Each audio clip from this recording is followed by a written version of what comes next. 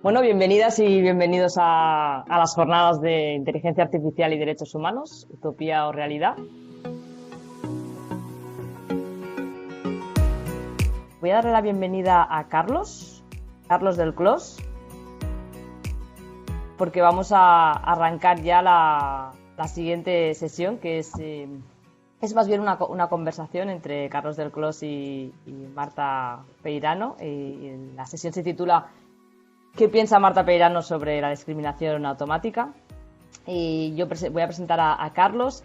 Del Clos es sociólogo, escritor y también editor de un magazine que se llama Roar Magazine.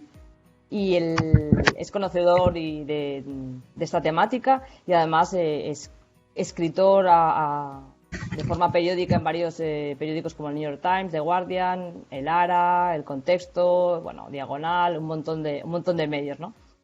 Sin más, te voy a dar la palabra a Carlos y vamos a disfrutarlo. Muchas gracias.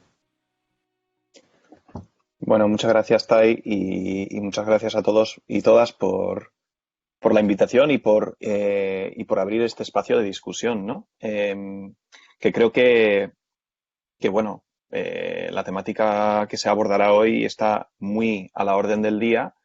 Ya lo estaba antes de la pandemia, pero creo que con la pandemia se abren una serie de interrogativos que cobran una urgencia bastante central, ¿no? Eh, bueno, yo, digamos, a partir de la invitación del Espai Societat Oberta y de la Open Society, eh, he pensado que bueno, lo interesante aquí sería, pues, abordar de una manera bastante general eh, la cuestión específica de los algoritmos. Y sobre este tema, pues tenemos la suerte de que está con nosotros Marta Peirano, que es, según su propia descripción, digamos, muy concisa y muy precisa, una periodista que escribe sobre tecnología y poder. Y en realidad estamos aquí para hablar de esto. Marta, muchas gracias por acompañarnos hoy. Hola Carlos, muchas gracias por invitarme y muchas gracias a SPY y a la Open Society por invitarme. La verdad es que me hace mucha ilusión estar aquí contigo hoy. Genial. Bueno, Marta es autora de un libro que se publicó creo que el año pasado, el 2019, en Debate, que os recomendaría a todo el mundo porque no solo aborda, o sea, los algoritmos son solo un capítulo dentro de varios que nos ayudan a orientarnos en este panorama que está surgiendo, bueno, en realidad desde hace décadas, ¿no? Pero que realmente están cobrando fuerza en los últimos años. El libro se llama El enemigo conoce el sistema y creo que es, bueno, una lectura imprescindible para entender cuáles son los retos realmente a lo que nos estamos enfrentando, pues como sociedad civil o como sociedad en general, ¿no? Que igual es lo más importante, ¿no? Para orientarnos. Marta, para abrir la discusión, la primera pregunta que te querría hacer, para orientarnos y situarnos todos un poco, es ¿qué es un algoritmo y por qué está tan presente este término en la agenda pública durante los últimos años? Vale, pues un algoritmo es básicamente un conjunto de decisiones, ¿no? Un conjunto de operaciones sistemáticas que permiten a la máquina resolver problemas sin que esté presente el programador o sin la intervención de una persona. Y en este momento, dependiendo de cómo se programen, hay como dos tipos de algoritmos. O sea, esto es simplificando mucho, ¿no? Una manera de programar esos algoritmos son estableciendo todas las decisiones y todas las respuestas de antemano, o sea, cada vez que pasa X, tú haces Y.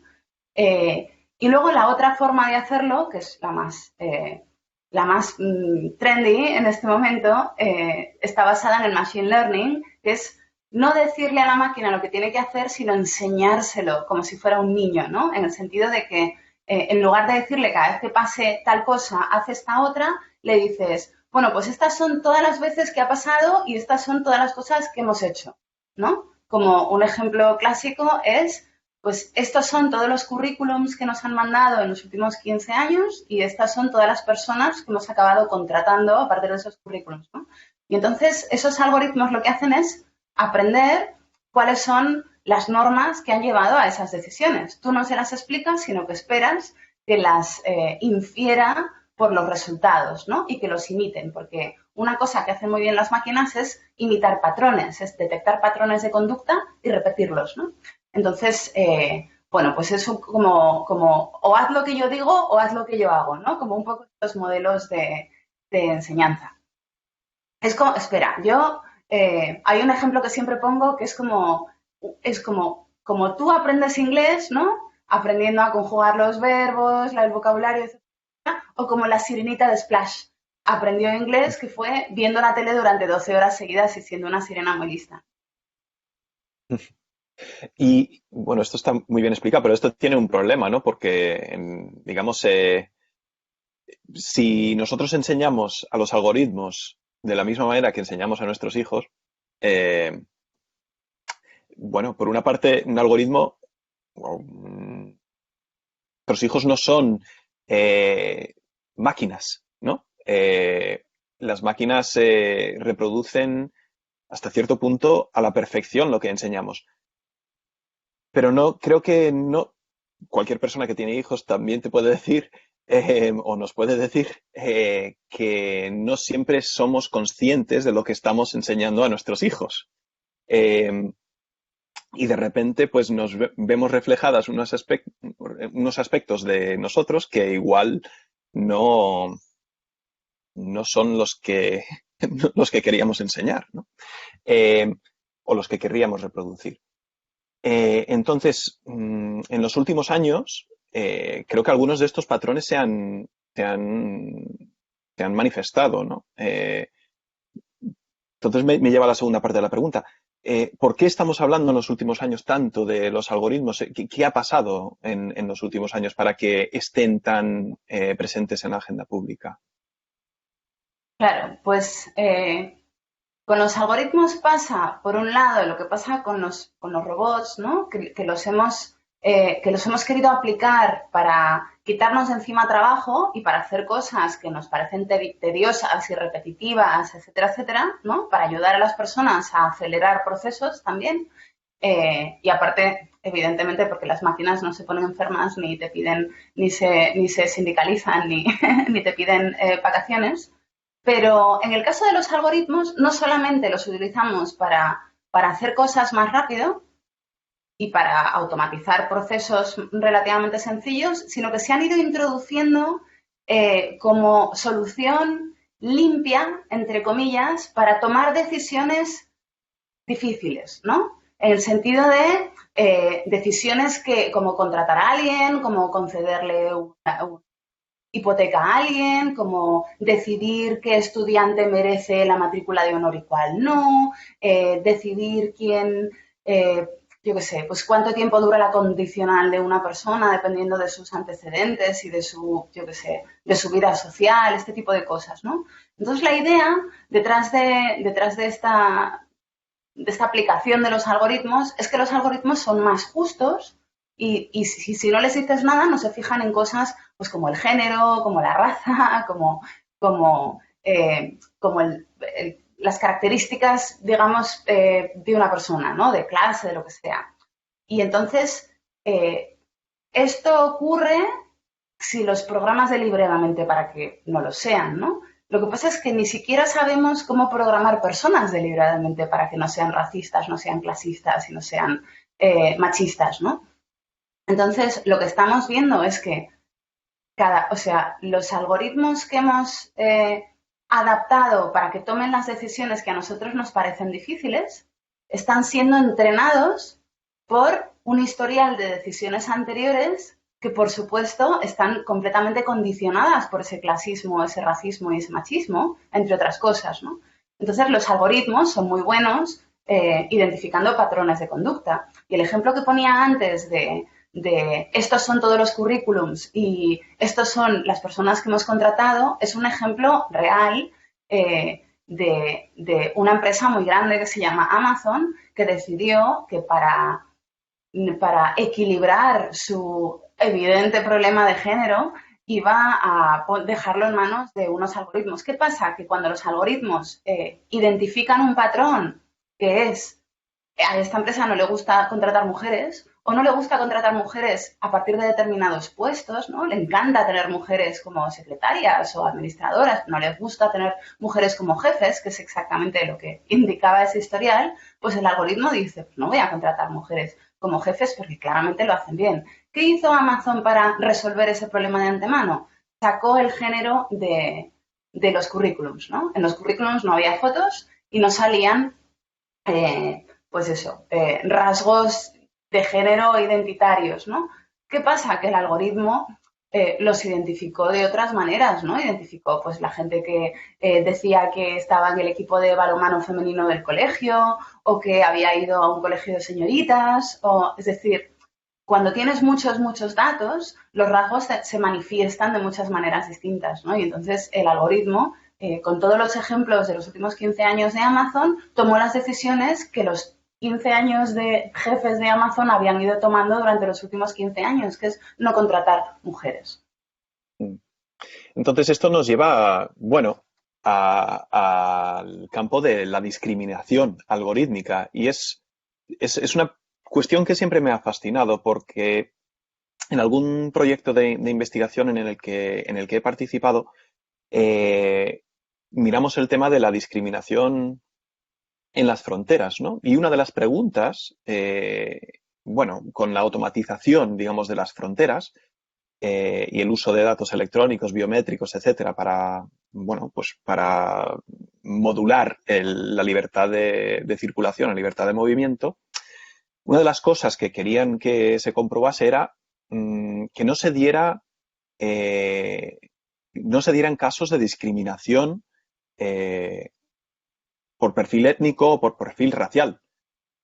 Y claro, ahí había un problema, ¿no? Pues porque justo el trabajo de una frontera es discriminar. Es en lo que consiste, ¿no? Entonces, te encontrabas con una pregunta que bueno, la primera impresión es que es absurda. Es decir, ¿se está discriminando? Pues claro, ¿no? ¿Según qué criterios? Bueno, en principio hay unos criterios que están muy establecidos, que son los garantizados por ley y los determinados por ley, pero luego pues tenemos unos marcos legales de derechos humanos y fundamentales que, bueno, que impiden ciertos tipos de discriminación. Y aquí hay una contradicción fundamental. Entonces, te hago a ti la pregunta que subyace, ¿no? O que hay latente en esta pregunta, que es ¿qué es la discriminación algorítmica?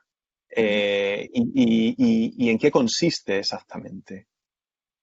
Yo diría que en realidad no hay contradicción. Lo que pasa es que la automatización de esos procesos lo que hace es evidenciar la naturaleza misma del proceso. Tú mismo lo has dicho. ¿Cómo no discriminas en una frontera cuya única razón de ser es la discriminación? Entonces, lo que hace el algoritmo al automatizar esa discriminación es establecer las reglas de esa discriminación, ¿no? Decir, bueno, pero aquí ¿cómo discriminamos? Y entonces, claro, todas las justificaciones éticas e incluso jurídicas que utilizamos generalmente para justificar caso por caso, ¿no? Bueno, pues no, a esta, por poner un ejemplo de oficina que todos conocemos, ¿no? Bueno, a esta mujer no le pagamos lo mismo que su compañero porque su compañero tiene 2 hijos. Bueno, pero es que su otro compañero hizo matemáticas. Ya, pero es que su otro, ¿no? Como cuando discriminas uno a uno, no parece discriminación. Es lo que el clásico eslogan de las feministas de los 70 que dice que lo personal es político, no significa que tu vida personal sea un gesto político. Lo que significa es que todo lo que tú piensas que es individual, que se aplica individualmente a ti, generalmente es un problema sistémico, ¿no? Y entonces el algoritmo lo que hace es ponerlo sobre la mesa, ¿no? Como, bueno, pues si vamos a discriminar, ¿qué es lo que estamos haciendo aquí cuando decidimos quién va a recibir un riñón o quién va a recibir una beca o quién va a recibir un, ¿no?, acceso a un club o acceso a un país o a un puesto de trabajo? Lo que estamos haciendo es discriminar. Entonces el algoritmo, por eso me ha gustado como hablar primero de las dos clases de maneras de entrenar un algoritmo, ¿no? A un algoritmo le puedes decir, ¿no?, siendo un proceso que se dedica a discriminar, le puedes decir, nosotros discriminamos así, así, así. Por ejemplo, cada vez que veas a un negro, deténlo. Cuando un negro te pida la condicional, dile que no, ¿no? Esto sería la manera de explicarle al algoritmo cuál es su trabajo. La manera de como establecer un buffer, ¿no?, entre esas leyes que discriminan, ese mecanismo de discriminación y el algoritmo, es decirle, bueno, yo no sé muy bien cómo lo hacemos, mejor mira tú cómo se hace y sigue haciéndolo así, ¿no? O sea, esta es la manera en la que tú disfrazas tu proceso de discriminación. ¿Qué pasa? Que cuando el algoritmo lo automatiza y lo repite, pues de alguna manera lo tipifica, ¿no? Lo establece, lo pone en la mesa. Entonces, no hay contradicción. Los algoritmos se utilizan ahora de manera deliberada para discriminar sin que parezca que discriminas, ¿no? Un ejemplo que yo siempre pongo porque es conocido y me parece interesante es este señor al que sacaron a rastras de un vuelo de United Airlines hace 2 años. Era un señor asiático que estaba yendo de Chicago a no sé dónde y que había comprado su billete, estaba sentado en el asiento que le correspondía, estaba silenciosamente esperando a que saliera el avión y lo sacaron a rastras del avión, ¿no? ¿Por qué? Porque el avión había vendido más asientos de los que tenía, que es una práctica habitual, ¿no? Que no se llama sobrevender asientos, sino que tiene otro nombre mucho más aceptable, que es overbooking. Y entonces necesitaban sacar a gente del avión y este señor no quería salir del avión porque quería ir a donde quería ir, ¿no? Que es el motivo por el que coges un avión. Total, que cuando lo sacaron del avión a rastras y los pasajeros lo grabaron y lo pusieron en Facebook, hubo un escándalo y lo primero que dijo el director de United Airlines era, pero es que el algoritmo le nominó a él. Y esta era su manera de decir, ha habido un proceso limpio en el que, bueno, pues ha habido una persona que tenía que salir del avión y ha sido limpiamente seleccionada para salir del avión y se ha negado y por lo tanto hemos tenido que ejercer la violencia para hacerlo, ¿no? Entonces lo que está haciendo es, primero, justificando que una persona que lo ha hecho todo bien pueda ser sacada del avión a rastras por dos agentes de seguridad a golpes, sangrando, y segundo, diciendo que si lo ha hecho el algoritmo, entonces está bien, ¿no? No nos explica en ningún momento cómo ha elegido a ese señor. Claro, si una azafata entrara en el avión y dijera, tú sales del avión, entonces nos quedaría claro, aunque igual no fuera verdad, que a lo mejor lo sacan porque es asiático, ¿no? O porque es un hombre de cierta edad, o porque, yo qué sé, porque no va bien vestido, no sé. Como podemos sacar muchas conclusiones y todas serían, esta empresa ha discriminado a una persona, ¿no? Pero cuando lo ha hecho en el algoritmo, tenemos que confiar en que el algoritmo ha tomado la decisión correcta. Pero ¿cuál es la decisión correcta en este caso? La decisión correcta en este caso es que la aerolínea saca del avión a la persona que menos le importa. Es decir, a alguien que a lo mejor compra muy pocos billetes de avión y que cuando lo hace de saldo, que no pertenece a una empresa que compra muchos billetes de avión para sus múltiples empleados. Es decir, el algoritmo lo que hace es calcular cuál es la persona menos valiosa del avión para la empresa y a la que menos le importa molestar. Y la que será menos susceptible de ponerles una demanda. Pero como ha sido el algoritmo, ha sido limpio, ¿no? Si eso no es discriminación, esto es lo que Cathy O'Neill en su libro Armas de destrucción matemática llama math washing, ¿no? Como lavar con matemáticas. Y este es un poco la función que cumplen ahora los algoritmos cuando toman decisiones que nosotros no queremos, que nosotros queremos tomar, pero no parezca que no parezca que las hemos tomado nosotros porque efectivamente discriminan. O sea, no hay contradicción, lo que hay es como un decoy, ¿no? Como una distracción de las reglas. Sí, yo creo que esto es muy interesante porque por una parte, llevamos muchos años conviviendo con algoritmos, es decir, ahora digamos, el concepto, la palabra algoritmo ha cobrado esta centralidad en la agenda mediática, pero llevamos muchos años lidiando con, o sea, y voy a tirar de tópicos por una razón, digamos, pedagógica, digamos, ¿no? O sea, pero llevamos muchos años conviviendo con la burocracia, ¿no? Y, digamos, el estereotipo, ¿no? del funcionario o del burócrata, porque no tiene por qué ser un funcionario público, que te dice que no en algún momento dado bueno, es que es lo que ha decidido la máquina, ¿no? O sea, es que es lo que pone la máquina. Eso antes lo podíamos atribuir pues a la ineficiencia burocrática, o una falta de transparencia, ¿no? O la opacidad. Y a una injusticia del sistema político, del sistema administrativo de las grandes organizaciones. Pero hoy en día parece que con este concepto de algoritmo y con esta campaña de relaciones públicas y de marketing en la que ha estado el sector tecnológico desde hace 30 años, ¿no? O más, pues de repente otorgamos mucha confianza y mucha autoridad a la tecnología y a los procesos que nosotros damos por hecho que no somos capaces de entender. Yo practico sociología cuantitativa en muchos casos, ¿no? Y cuando te pones a hablar de estas cosas, la gente te mira como si fuera una cosa muy compleja, ¿no? Y tú te pones a explicarlo y dices, la gente piensa que eres un matemático. Yo no soy matemático. Las estadísticas en realidad, cualquier persona que juega las cartas o que habla de deportes, en algunos casos, sabe lo que es la probabilidad y sabe lo que son, funciones muy básicas. Sumar, restar, multiplicar, dividir. No va mucho más allá de eso. Con matemáticas básicas puedes entender, en teoría, lo que es un algoritmo. Pero claro, una de las cosas de las que habla Cathy O'Neil, de las que hablas tú, es que los algoritmos de los que estamos hablando nosotros tienen funciones muy básicas, pero que se hacen muy, muy, muy complejas, simplemente sumando variables, por decirlo de un modo, ¿no? Sumando cosas que tiene en cuenta. Aquí yo creo que, o sea, la pregunta que yo tendría es, ¿realmente tienen que ser tan complejos los algoritmos? O siempre se trata de un caso de math washing, ¿no? De lavar con matemáticas. O por decirlo de otro modo, ¿cómo podemos garantizar el accountability, ¿no? La rendición de cuentas de los algoritmos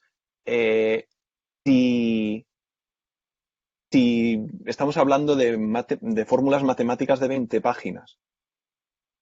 O sea, ¿qué se puede hacer para auditar o para investigar los efectos de estas cosas que pueden ser, o sea, se pueden presentar como algo tan opaco? Pues, a ver, para mí está muy claro. Se entiende que, de alguna manera, que los algoritmos cometen estos errores porque no lo pueden evitar. Cuando la solución a estos errores, o sea, el problema no es técnico. Hay solución técnica para que los algoritmos que cometen errores tan tontos como no contratar mujeres o como encerrar a personas afroamericanas durante muchos más años de los que le tocan, o sea, esto no es un problema técnico, esto es relativamente fácil de resolver. Es más, los algoritmos deberían ser precisamente la solución a esos problemas, ¿no? Porque hay una cosa que se llaman redes adversarias que pueden servir para eso, es decir, que tú entrenes a un algoritmo con Machine Learning para que aprenda a tomar decisiones y luego utilices otro algoritmo para que detecte esos errores del sistema. Lo que pasa es que otra de las no contradicciones que pone este tipo de soluciones sobre la mesa es precisamente que no son errores del sistema, que es que el sistema está diseñado así.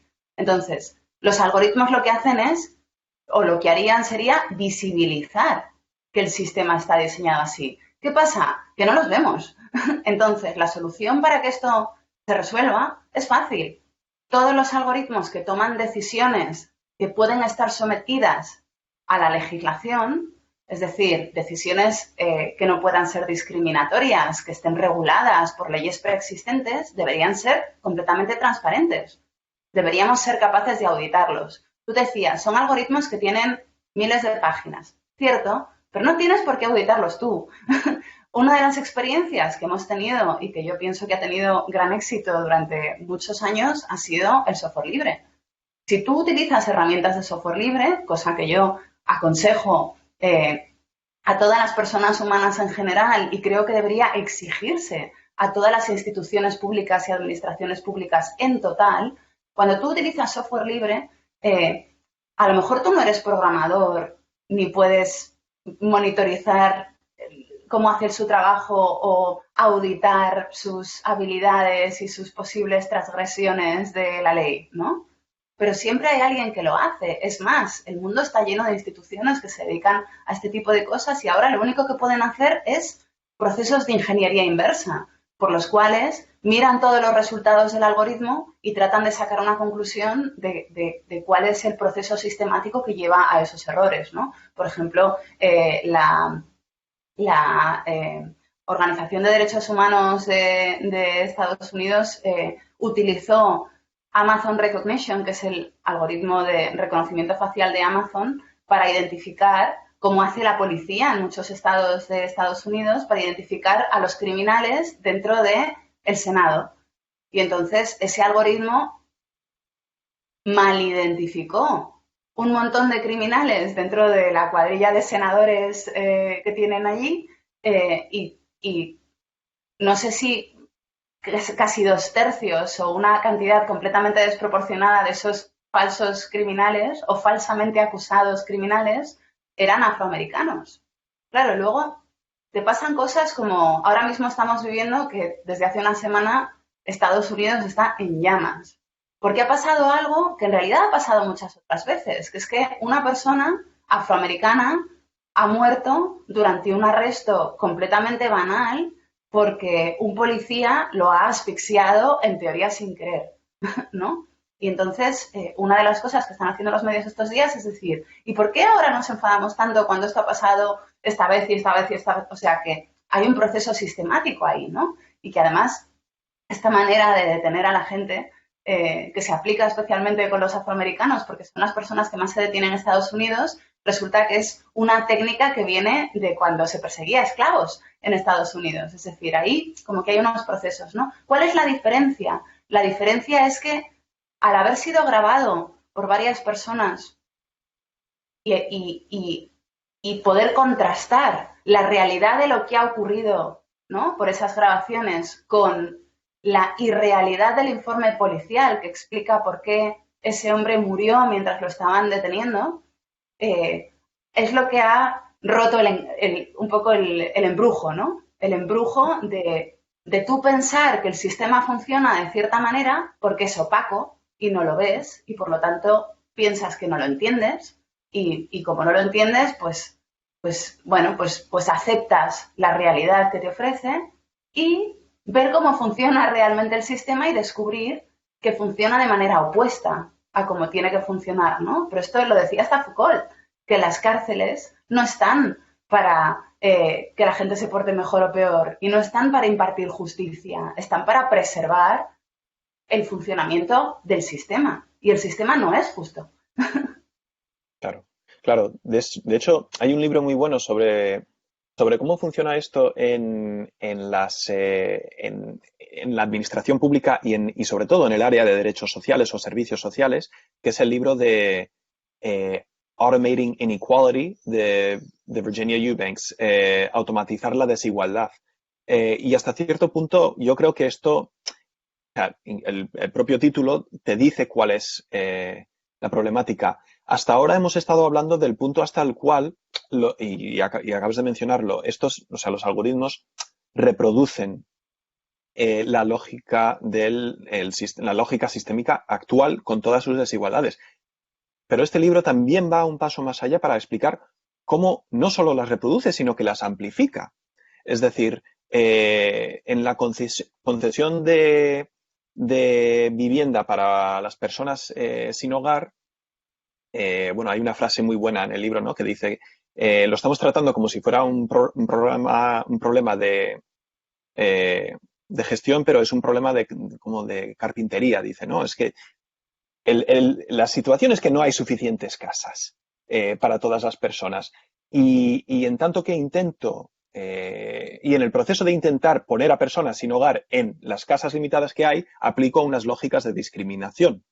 Y esas lógicas de discriminación pues son monstruosas y son las propias del sistema. De modo que incluso en una población que ya está marginada se reproducen unas desigualdades entre esta población ya, ¿no?, muy desposeída. Claro, en una situación nos quedan pocos minutos para abrirlo a unas preguntas, pero lo último que te querría preguntar para esta parte de la discusión es ¿qué pueden hacer o qué implicaciones tienen los algoritmos para las organizaciones que no solo quieren defender los derechos humanos, sino también expandirlos? ¿Qué implicaciones tienen? Y una pregunta añadida, digamos, ¿se pueden, ya has sugerido alguna cosa, pero ¿se pueden utilizar los algoritmos para defender y amplificar los derechos humanos? Sí, sin duda. O sea, yo creo que ahora mismo las instituciones que quieran defender derechos humanos y luchar contra la discriminación tienen un problema de opacidad. O sea, la lucha claramente está en que todos los algoritmos que tienen que tomar esa clase de decisiones necesitan ser transparentes, independientemente de las leyes de protección de datos y de las leyes de protección de copyright. La no discriminación es más importante en ese tipo de algoritmos, ¿no? No en todos, pero también creo que tienen una oportunidad, por lo que decíamos antes, ¿no? Porque al automatizar esa discriminación, los resultados que produce la máquina son mucho menos sutiles de los que produce el sistema, ¿no? O sea, puedes utilizar otra máquina para leerlos y hacer ese proceso de ingeniería inversa. De hecho, es lo que hacen en muchos casos, ¿no? Ahora, ¿se pueden utilizar esos algoritmos o otros algoritmos para resolver este tipo de problemas? Pues sí, claro, se pueden utilizar esos algoritmos precisamente para sistematizar la lectura de esas discriminaciones, ¿no? O sea, antes hablaba de utilizar, yo no soy programadora, pero la idea de utilizar redes adversarias para competir, pues igual que hace AlphaGo, ¿no? Este algoritmo que juega al Go y que se ha convertido en el mejor jugador del Go, no solo del mundo, sino del universo y más allá, ¿no? Lo ha hecho como jugando contra sí mismo. Entonces, la idea de tener un algoritmo que compite contra sí mismo para mejorar, cuando cuando le ofreces los incentivos apropiados, ¿no? En este caso es ganar algo, pero en otros casos podría ser resolver, ¿no?, con los suficientes buenos ejemplos este tipo de problemas, podría hacerse, pero para poder dar esa instrucción tenemos que entender cómo funciona, ¿no? Y entonces, el problema que se ha sistematizado tiene unas raíces muy profundas. Por ejemplo, si tú usas un algoritmo para ver, por ejemplo, quién merece ventiladores, es una mala palabra, ¿no? Pero quién merece los ventiladores durante la crisis del coronavirus en un momento en el que no tenemos ventiladores. Hombre, la manera de resolver eso sería tener ventiladores para todo el mundo, ¿no? Esa sería la primera solución. La segunda solución, a falta de la primera, o sea, el plan B, debería ser, pues, darle esos ventiladores atendiendo a una serie de valores, ¿no? Como quién va a pasar, o sea, quién tiene más posibilidades de sobrevivir, quién tiene más posibilidades de sobrevivir en unas condiciones que merezcan la pena vivir, ¿no? Porque si te destrozan los pulmones, pues a lo mejor no merece la pena. ¿Quién tiene otras condiciones? Bueno, pues todos los aspectos que se han estado valorando estos días y en los que no nos gusta pensar, ¿no? y que queremos automatizar para que el médico no tenga que sopesar la vida de una persona humana que tiene delante todos los días, porque eso destrozaría su propia vida. Es decir, es un uso justificado. ¿Qué pasa? Que un algoritmo realmente completo valoraría también a qué clase de vida se va la persona que sale del hospital cuando le ha salvado la vida, ¿no? Es decir, que no es lo mismo salir del hospital e irte a una casa ventilada, con atención, donde puedes tomarte los medicamentos adecuados, etcétera, etcétera, que irte a una casa donde hay mucha más gente, alguna de las cuales se puede reinfectar o puede estar enferma de otras cosas, y en un contexto en el que no tienes acceso a la sanidad, ¿no? Con lo cual no puedes comprar los medicamentos que te aman. Es decir, un algoritmo verdaderamente útil valoraría ese tipo de cosas, porque ¿para qué vas a salvar a una persona que luego se va a morir en su casa, ¿no? Entonces, ¿qué habría que resolver? El problema de que esa persona no debería tener que morirse en su casa solo porque está enferma, ¿no? Entonces, cuando vas atravesando esas raíces que están completamente podridas porque están basadas en un sistema de clases que, si lo amplías lo suficiente, es la clase de error sistemático que está destruyendo el planeta, entonces, pues es un proceso muy difícil para un algoritmo ahora mismo. Tenemos que resolverlo nosotros antes, ¿no? Claro. Claro. Bueno, aquí creo que sería preciso pues mencionar que ahora mismo en el chat han puesto el enlace a la web para hacer las preguntas. Ahora mismo tenéis unos minutillos para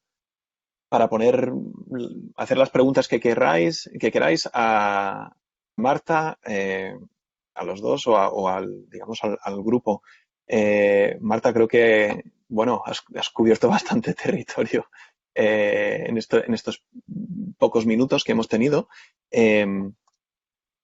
Pero, pero bueno, de momento espero a que nos lleguen algunas de las preguntas y mientras tanto querría también coger, bueno, esta idea que has abierto, ¿no? Sobre la situación del COVID, lo has tocado un poco hasta ahora. Eh, Además del contexto médico, ¿crees que la pandemia y el momento post-pandemia nos va a afectar o sea, va a cambiar, digamos, el uso que le damos a los algoritmos de algún modo? Sin duda. De hecho, lo está haciendo ya. Ahora mismo tenemos un abanico de proyectos para controlar o para dibujar un poco el proceso del desarrollo del coronavirus, mientras no tenemos las vacunas y los tratamientos apropiados, que en muchos casos, y España en ese caso ha sido bastante evidente, han sido, o sea, son como aplicaciones que han sido escogidas por su efectividad dentro de procesos de protocolos de emergencia, generalmente de países asiáticos que tienen buenos protocolos de emergencia para este tipo de virus porque los han vivido con más intensidad en el pasado, pero estas aplicaciones forman una parte muy pequeña. Es decir, dentro de la gran cadena del proceso de emergencia bien diseñado que tienen en lugares como, por ejemplo, Corea del Sur, las aplicaciones lo que hacen es acelerar el proceso de rastreo que va al final de una larga cadena. Es decir, que es parte de un proyecto en el cual tú identificas a las personas que están infectadas y haces un inventario de todas las personas a las que han podido infectar durante su tiempo durante sus días más contagiosos, ¿no? Que ya están establecidos como 2 días antes de empezar a tener síntomas y los 10 días siguientes, que es pues básicamente cuando estás soltando virus a lo bestia porque tu sistema los está replicando como a gran velocidad, ¿no? Y entonces lo que hacen estas aplicaciones es, una vez tienes identificada a esa persona porque le has hecho la prueba y ha dado positivo, pues vas hacia atrás y rápidamente identificas a todas las personas que se ha cruzado y que pueden estar infectadas para decirles, podrías estar infectado, hazte la prueba. Y si se hacen la prueba y dan positivo, vuelves a repetir ese proceso hacia atrás, ¿no? Y entonces vas recortando el camino de hiedra del virus. ¿Qué pasa? Que cuando no tienes el bloque fundamental de ese proceso, que es poder hacer tests, poder diagnosticar en las personas y careces del equipamiento, de los recursos apropiados para poder hacer lo siguiente, que es aislar a esas personas y hacerles un seguimiento del proceso del virus para ver que no siguen contagiando gente o que no hacen cosas que empeoren su situación y que les haga acabar en el hospital compitiendo por un ventilador. Entonces, esa aplicación lo que hace es encoger el tiempo de respuesta mucho, ¿no? Lo que antes tardaban, pues, un gran grupo de personas especializadas, pues a lo mejor 2 o 3 días en conseguir, que es, pues eso, todo el diario de todo lo que has hecho durante todo el día y calcular con quién te puedes haber encontrado, etcétera, etcétera, esto lo reduce a lo mejor 10 minutos, que es una ventaja muy grande. Pero sin todos los elementos que rodean a esa aplicación lo único que hace es vigilar a ciudadanos que, porque durante un proceso durante un periodo de emergencia sanitaria, de repente pierden su derecho a la intimidad. Es decir, estamos utilizando un recurso que vale en un contexto en el que no vale, que es como usar un software para un tipo de máquina y ponerlo en otra que simplemente no lo puede leer, que lo utiliza para otra cosa. Claro. Aquí nos hace una pregunta Ariadna Romans y Turren, que creo que va hacia esto que has estado comentando. Pregunta, ¿hasta qué punto el problema no es nuestro mal uso y nuestra falta de valores y capacidad crítica que se traslada en el uso de cualquier herramienta, sea IA, Machine Learning o cualquier tecnología de invención humana? En el caso que comentabas, dice, creo que el problema claramente está en el uso del algoritmo y no tanto en el algoritmo en sí, que ha sido programado de forma humana. Yo creo que esto ha estado en las noticias en los últimos días, justo la tecnología que estabas comentando, Marta, sobre esta tecnología de rastreo. En la revuelta que está habiendo ahora mismo en Estados Unidos, esa misma tecnología se está utilizando para identificar contactos de manifestantes. ¿No? Este sistema de Bluetooth que te dice con quién has estado en contacto, etcétera, etcétera. Entonces, digamos que se identifica por reconocimiento facial correcta o erróneamente a alguien que participaba en disturbios y luego se identifica a todas las personas que tenía alrededor. Claro, esto yo creo que las implicaciones para los derechos humanos están clarísimos, pero se basa en el mismo algoritmo que existe para decirte, pues, si en lugar del espíritu crítico y del rechazo y del antirracismo, lo que te ha contagiado es el coronavirus, ¿no? Y creo que esto es bastante sugerente. Otra pregunta que nos hacen, más específica, es si hay algún ejemplo que hayas usado de redes adversarias para identificar o revertir el sesgo. ¿Qué resultados ha tenido? Y en caso de que no, ¿cómo se podría fomentar esto?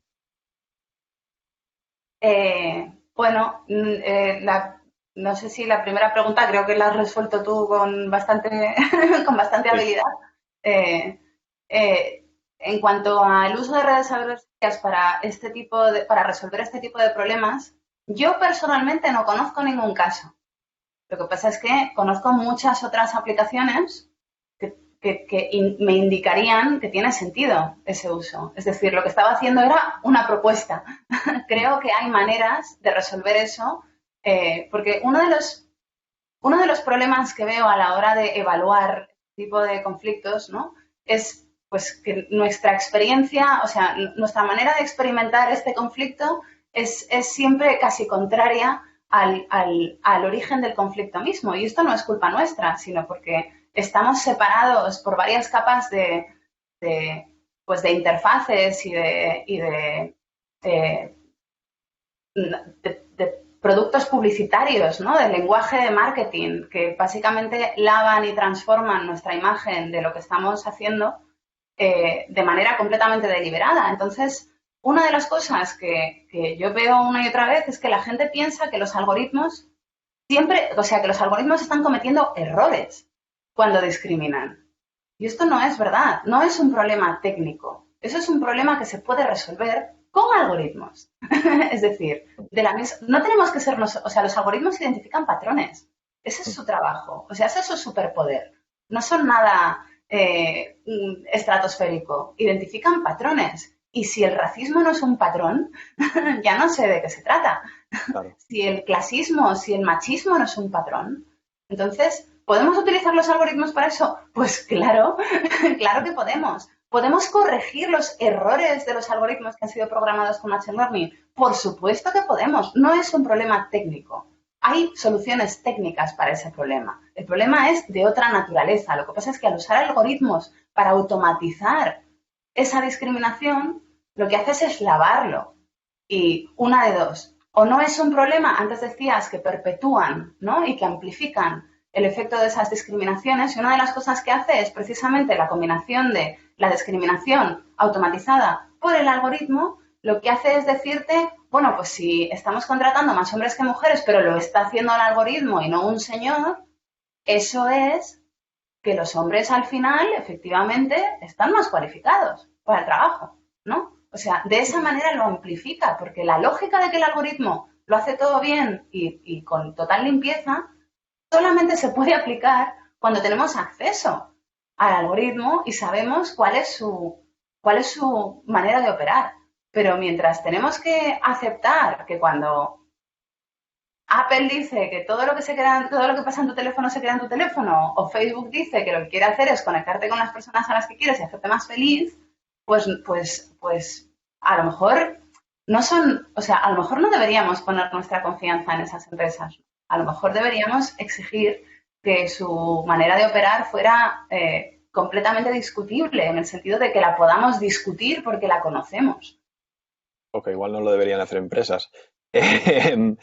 Aquí tenemos unos 5 minutillos para unas cuantas preguntas más. Voy a hacer 2 de ellas juntas porque creo que van bien juntas.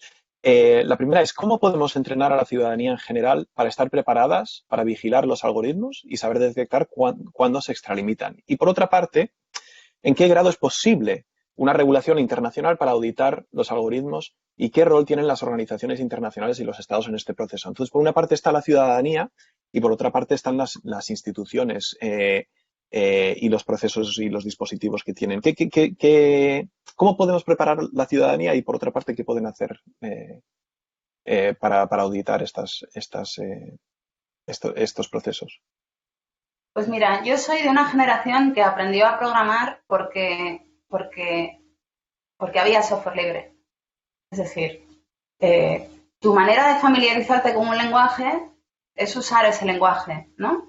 Con el mayor número de personas posibles. Es decir, ¿quieres aprender inglés? Bueno, pues lo lógico es que te vayas a Londres a aprender inglés y escuches el inglés de la señora que te vende el pan y de la vecina ¿no?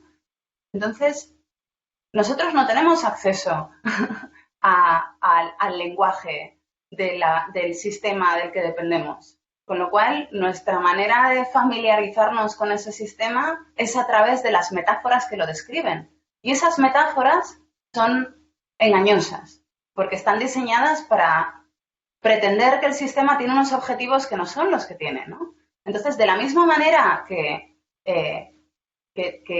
la forma de discutir la religión fue tener acceso a, ¿no? Primero poder alfabetizarse, ¿no? Y tener acceso a la Biblia y a los textos sagrados que durante siglos y siglos fueron completamente opacos, ¿no? Y que solamente se podían hacer desde dentro, pues ahora mismo vivimos en un estado prácticamente religioso de las cosas en los cuales tenemos que confiar que los programas que nos bajamos en el ordenador y que nos siguen a todas horas del día hacen lo que dicen que hacen porque no sabemos leerlo, ¿no? No tenemos acceso al lenguaje y, por lo tanto, no tenemos acceso a los textos sagrados y, por lo tanto, no podemos familiarizarnos con ellos ni saber qué objetivo tienen y qué es lo que hacen. Entonces, creo que la primera la piedra que hay que sacar, ¿no? Para desbloquear eso es claramente la transparencia. O sea, esos programas deberían ser abiertos, transparentes, deberían ser libres. Entonces, prácticamente todas las personas que han montado las grandes empresas que ahora dominan el mundo de la tecnología dejaron la universidad porque tenían acceso al código, porque aprendieron a programar con el IRC, porque aprendieron a programar porque jugaban a videojuegos y querían cambiar esos videojuegos. ¿no? Es decir, estaban motivados, tenían acceso a las herramientas y había gente a su alrededor que les podía ayudar. Esa es la manera de crear, de mediatizar o de alfabetizar mediáticamente a la población. No podemos pedirles que entiendan algo a la que no tienen acceso. Entonces, creo que el desbloqueo está ahí. O sea, es algo tan simple como eso y tan complejo, ¿no? Porque ese bloqueo también tiene unas raíces muy profundas que tienen que ver con las leyes de propiedad intelectual, con los trademarks, etcétera, etcétera, y con las leyes de explotación. Por eso yo creo que todo el software debería ser software libre. Y a nivel internacional, los estados pueden hacer alguna cosa pues para regular mejor los algoritmos. ¿Sí? Sí. De hecho, voy a usar un poco como metáfora la vacuna para el coronavirus, ¿no? O sea, el motivo por el que no tenemos una vacuna para este coronavirus, a pesar de que en 2003 el SARS ya debería haber motivado suficiente a la industria farmacéutica para producirla, fue porque como aquello estaba controlado, pasaron del tema, ¿no? Y porque explican una y otra vez, ¿tú sabes lo caro que es producir una vacuna? Y efectivamente es muy caro si quieres que lo haga una empresa, que es un poco la dinámica normal del mercado, porque una vez haces tú la vacuna, el mercado es tuyo durante casi a perpetuidad, ¿no? Y entonces tus derechos de explotación justifican la inversión en investigación. Esto está mal de muchas maneras distintas, ¿no? O sea, ¿qué significa eso? Que si de repente Bayer saca ahora la vacuna para el coronavirus, la puede poner al precio que le dé la gana y tienen los únicos derechos de explotación cuando hemos parado la economía de todo el planeta para que la gente no se muera. Es decir, esto está mal de muchas razones, ¿no? Y en este caso pasa lo mismo. Nosotros ahora tenemos una ley europea, que es la Regulación General de Protección de Datos, que establece que hay un montón de cosas que las grandes plataformas digitales no pueden hacer con nuestros datos, ¿no? ¿Qué pasa? Que no hay ningún organismo dentro de la Unión Europea que tenga los recursos necesarios para poder, primero, no tienen el acceso necesario para ver qué está pasando dentro de esos servidores, ¿no? ¿Qué están haciendo esos algoritmos con nuestros datos? Y segundo, aun en el caso de que lo tuvieran, no tienen la capacidad de hacer esa monitorización. Estas empresas son tan grandes. O sea, Facebook tiene 3.000 millones de usuarios. Pues esto es algo completamente sin precedentes. O sea, son empresas que están gestionando tal capacidad de información que solamente ellos se pueden monitorizar a sí mismos. Salvo que, al igual que debería pasar con las vacunas, todas las instituciones públicas estén trabajando juntas. Es decir, ¿por qué tiene que ser una sola empresa farmacéutica la que trabaje en una vacuna que necesita todo el planeta? Porque eso ya significa que unos tendrán que morirse porque no podrán acceder a la vacuna, ¿no? Una parte muy grande del planeta, de hecho. Para eso no sé para qué cerramos la economía, si vamos a dejar que se mueran igual, ¿no? Y esto es lo mismo. ¿Por qué una sola institución se tiene que ocupar de vigilar a los 3.000 millones de usuarios y a los no sé cuántos millones de usuarios que tenemos en el continente cuando no puede competir con Facebook en eso? ¿Por qué tiene que hacerlo una sola institución? Esto no tiene sentido. Tiene sentido que ese tipo de monitorización, que ese tipo de auditorías sean generales, que haya unos principios generales del tratamiento de datos que impliquen, si hay 3.000 millones de usuarios en esa empresa, que puedan implicar a 3.000 millones de usuarios y que esa gestión se distribuya de manera razonable entre todas las partes. Claro. Bueno, pues yo creo que es un buen punto para... no es un buen punto para terminar en el sentido de que hay muchas más preguntas muy interesantes, pero creo que esto responde bastante a las que se han hecho. Pero creo también, por otra parte, que a lo largo de estas jornadas muchas de las preguntas que se han hecho pues se abordarán. Y en cualquier caso está el chat donde la gente ha estado poniendo unos enlaces muy, muy, muy interesantes, unos recursos que creo que, Marta, te pueden servir a ti y me pueden servir a mí también para aprender mucho más. Y nada, más que decir, simplemente agradecerte pues, por compartir tus conocimientos con nosotros, tus dudas y tus preguntas y tus recomendaciones. Y nada, sin mucho más que decir, gracias al Espai Societat Oberta y y espero que a lo largo de estas horas, pues, no sé, compartamos muchas más experiencias y conocimientos y impresiones, inquietudes, etcétera. Bueno, muchísimas gracias, Carlos. Me alegro mucho de verte y espero que te quedes un rato por aquí.